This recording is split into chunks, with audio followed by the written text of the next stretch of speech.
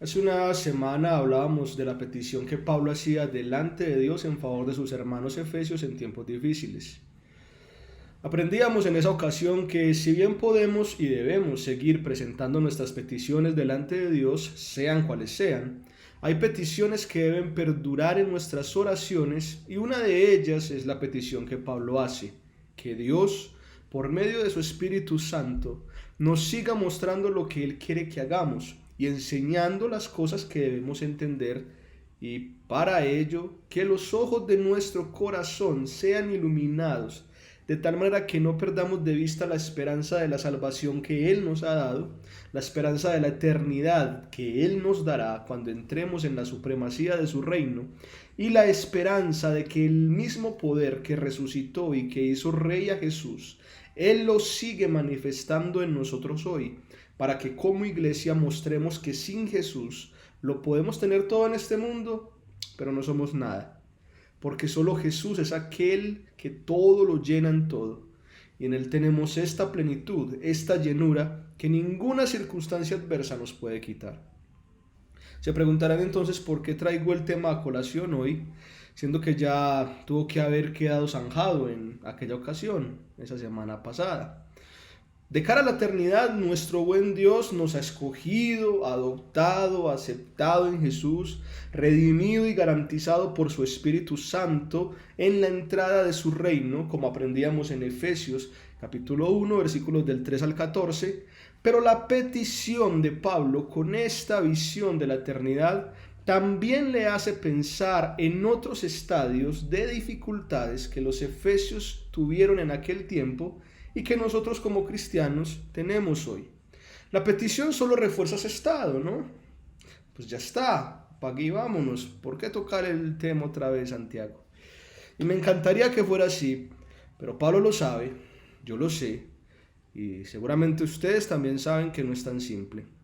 Así que para hacerle justicia al apóstol respecto a la complejidad que existe entre la eternidad y la petición que él presenta, me es tan urgente como lo es para el apóstol Pablo que pensemos en esta complejidad cada vez que el conocimiento del amor eterno de Dios y la petición que le hacemos esté en nuestra boca. Y permítame empezar de esta manera. A simple vista, el problema de la inminente persecución que temían sufrir los cristianos efesios, la cual hablamos una semana atrás, era un escollo inerte más que se debía soportar. Pero Pablo entiende que no es así. Luego de la petición con la que clama a los cristianos efesios para que el Espíritu Santo los llene de sabiduría y de revelación en el conocimiento de Dios, y de esta manera los ojos del corazón se conserven iluminados en todo tiempo hacia lo importante, Pablo nos devela en los siguientes capítulos de su carta una preocupación que lo lleva a hacer una serie de llamados importantes, los cuales vamos a resumir en un solo llamado. Y ese será el llamado de Pablo y a la vez será mi llamado, para mí y para nosotros. Para Pablo, los cristianos efesios no pueden olvidar la otra perspectiva de las circunstancias adversas que enfrentan, empezando por la que fue en su momento la más importante de todas esas circunstancias adversas, su muerte espiritual. Y eso es lo que narra el capítulo 2. En efecto, si los cristianos efesios recibieron de Dios elección, aprobación, aceptación, salvación y garantía, es porque antes ni la tenían ni podían acceder a ella por medios humanos. Estaban muertos espiritualmente hablando. Y eso nos lo enseña el capítulo 2. La petición de Pablo se hace válida delante de Dios, esa petición que aprendimos la semana pasada, porque ahora el Espíritu Santo habita en aquellos que crecerán en el conocimiento de Dios. Pero antes los cristianos efesios no tenían eso, sino que había otro espíritu controlándolos. En el capítulo 2 Pablo lo deja muy claro. Ese espíritu que hay detrás es el espíritu que opera en aquellos que ven la rebeldía delante de Dios como su razón de ser, o como Pablo lo llama, el espíritu que ahora opera en los hijos de desobediencia.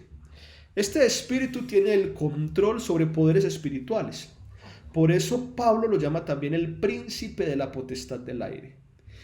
Y estar muertos delante de Dios, que nos infundió su Espíritu Santo, implicaba en la mente de Pablo, como pueden ustedes ver, estar también sujetos, esclavos a un espíritu diferente al Espíritu Santo. Un espíritu que obligaba a los efesios a estar en contra de conocer a Dios, algo contrario a la petición de Pablo, el cual pide que el Espíritu Santo los llene de sabiduría en el conocimiento de Dios. Tan posesivo es este espíritu, este príncipe de la potestad del aire, que la naturaleza de rebeldes, los efesios buscaban conocer más sobre alimentar su propia naturaleza de traidores delante de Dios, haciendo lo que les hubiera venido en gana y gustosamente ofendiendo y enojando a Dios todo el tiempo, como si fueran unos anarquistas sin causa. A esto Pablo lo llama vivir en las pasiones de la carne. Y lo más rescatable de esto es que el mismo Pablo, que no es oriundo de Éfeso, sabe que como los efesios también vivió esas pasiones y nosotros también vivimos esas pasiones en algún tiempo. Es más, algunos hasta las siguen viviendo. Ven a donde Pablo nos lleva. El apóstol le pidió a Dios que su espíritu llenara de sabiduría a los efesios para que vieran el amor de Dios desplegado desde antes de la fundación del mundo, desde la eternidad. Pero también vemos que pidió esto porque es consciente de la existencia de un espíritu diferente al de Dios, que se da ínfulas de príncipe, tratando de gobernar gente para que se rebele directamente contra Dios y lo hagan enojar. Pablo pide que los ojos del corazón sean iluminados para que nunca olvidemos la salvación que Dios nos dio. Pero ahora en esta sección, Pablo nos permite ver que la salvación fue tan importante para nosotros porque lo que Dios hizo, darnos vida, resucitarnos y sentarnos con Cristo, todo por gracia, bajo el legado de la fe, con el fin de hacer lo que a Él le agrada y no lo que le enoja, les llevó un trabajo mayúsculo de arrebatar nuestras vidas de un príncipe espiritual diferente al Rey Jesús. El trabajo de Dios por nosotros, mis hermanos, fue monumental, porque no solamente fue rescatar a alguien que se estaba ahogando y ya, fue declararle la guerra a un príncipe de un reino diferente, sacarnos de ahí, darnos vida, aplicarnos el desfibrilador, prepararnos una silla junto al Rey Jesús y mostrarnos el camino correcto para que le obedezcamos. Esto es salvación. Y esto es lo que enseña el capítulo 2 de Efesios. Puede que con esta evidente demostración de la gracia salvífica, el tema de tal príncipe de la potestad del aire, pues, que tenemos ahí, ya no sea tan importante, ¿no? Sin embargo, entre líneas, Pablo sigue preocupado por este detestable personaje. Ya teníamos idea de tal preocupación en el capítulo 2, como acabamos de ver, pero en el capítulo 5, cuando creíamos que ese era un tema pasado, del contexto pasado, Pablo vuelve a suscitar su preocupación. Y la preocupación es válida.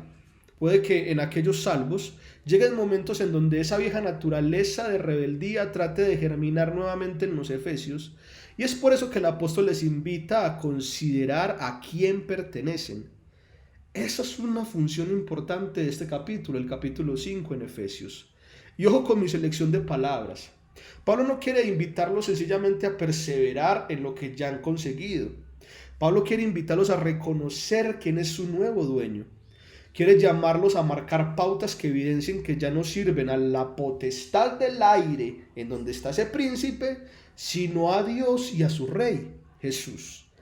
Y por eso los invita a imitar a Dios, a no hacer lo que hacen otros muertos espirituales, como robar, fornicar, mentir, decir groserías, ser avaros, etc., sino que sepan andar con sabiduría y bondad, que en vez de embriagarse con vino, y en este caso el vino es la representación de los placeres de la carne, se embutan la boca con el Espíritu Santo.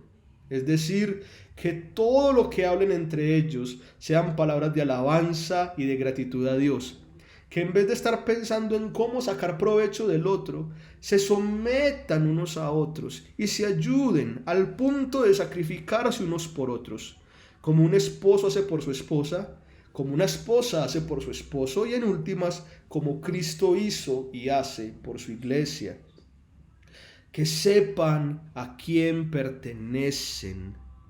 Y bajo esta base que nos deja Pablo, podemos entender entonces hacia dónde se dirige.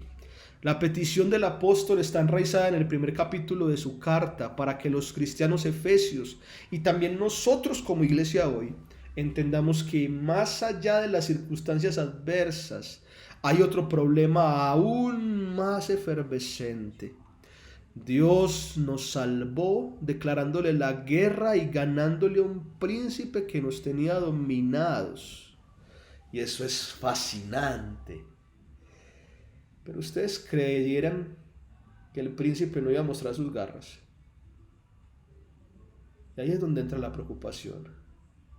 Muy dentro de nosotros, como lo fue dentro de la iglesia de Efesios.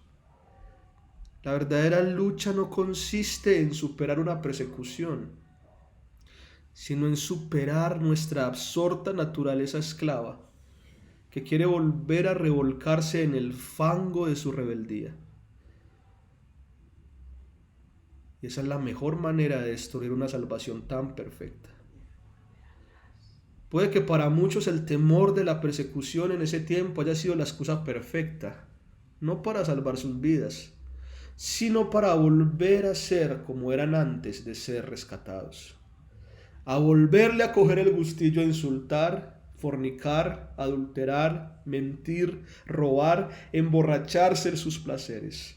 A volver a ofender a Dios. En otras palabras, a someterse delante de su antiguo príncipe. Y a Pablo esto le preocupa. A mí esto me preocupa. A todos nos debería preocupar en nuestra vida espiritual. Las circunstancias y los problemas pueden hacernos desistir de seguir conociendo a Dios, de cerrar la luz de los ojos de nuestro corazón por un momento, de perder de vista lo importante, a donde el Espíritu nos quiere dirigir. Pero por muy desastroso que esto suene, este no es el único problema de fondo. Pablo lo sabe. Bien, la mejor solución para seguir a Dios es tener los ojos bien abiertos, esos ojos del corazón que hablábamos la semana pasada. Pero el verdadero problema de fondo es que cerrar los ojos puede degenerar en regresar a las tinieblas que tanto nos gustaban antes. Es por esta razón, en medio de la preocupación del apóstol, que la carta termina como termina, no con una serie de peticiones, sino con un llamado contundente a que en medio de su petición, la petición de Pablo y la mía, persevere una voz contundente de frente a nuestro verdadero enemigo. Y ahora el llamado de Pablo y el mío se expresa en el capítulo 6 de la siguiente manera: hermanos, fortalezcanse en el Señor y en el poder de su fuerza.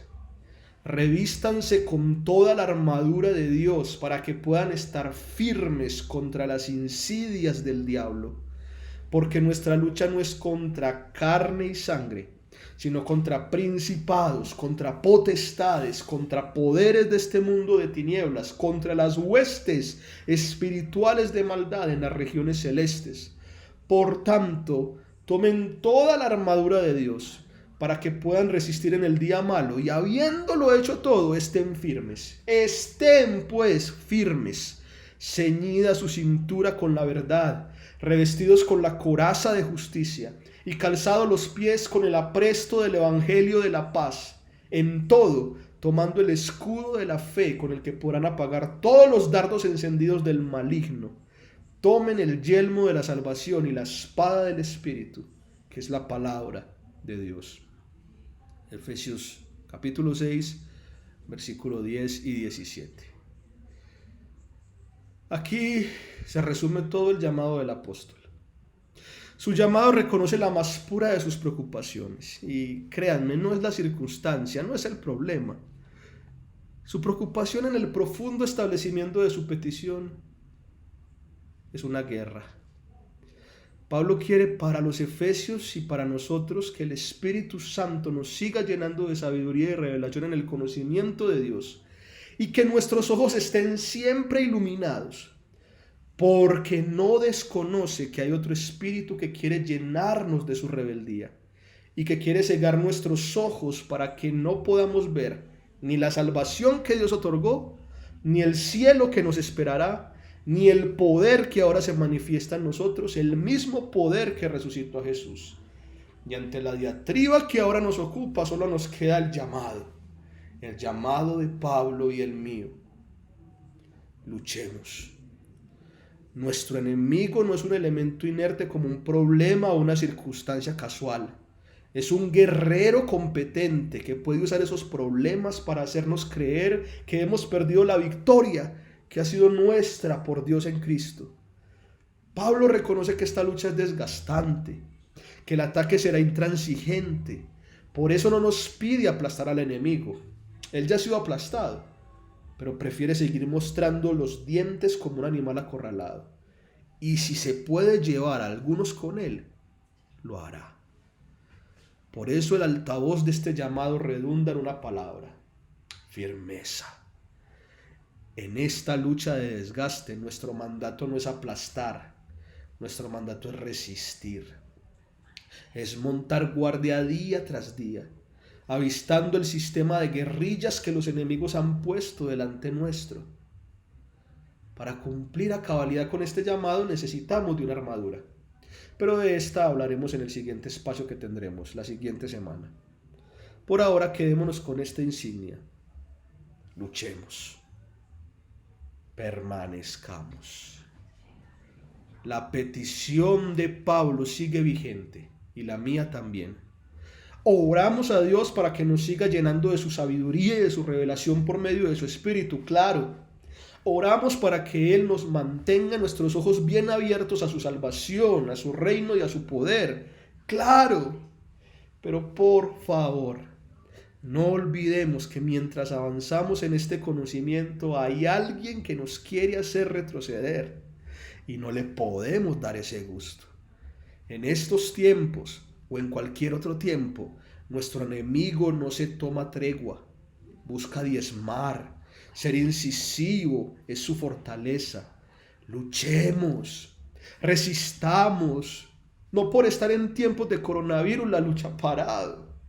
Nuestro enemigo no se contagia y nuestra fortaleza espiritual tampoco debería contagiarse. Superemos la pereza, el acomodo, el escudarnos en una circunstancia o problema para volver a lo que antes nos gustaba hacer y luchemos.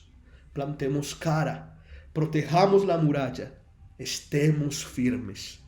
Por la iluminación de nuestros ojos, por la salvación y declaración de victoria que ha sido posible en nuestro Rey, por el reino celestial que nos depara después de esta encarnada guerra, por el poder similar a la resurrección que nos permite manifestar Dios en un mundo gobernado por el príncipe de la potestad del aire, luchemos.